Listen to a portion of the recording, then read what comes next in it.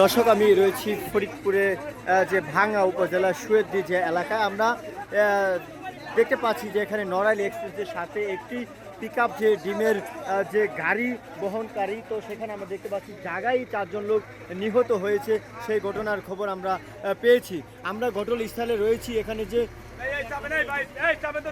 পিকআপটি রয়েছে সেই পিকআপের সাথে যে ডিম ছিল এখানে, আর জায়গায় 4 জন লোক যে নিহতের ঘটনা ঘটেছে।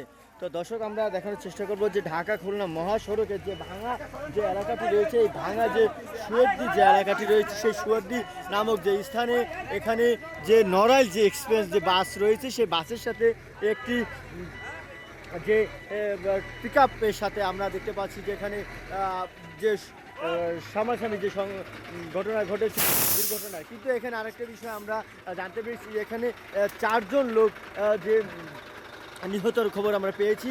আরও যারা রয়েছে তারা আরও কিছু এখানে দুর্ঘটনার শিকার হয়েছে, তারা অসুস্থ, বিভিন্ন এখানে হসপিটালে তারা গিয়েছে।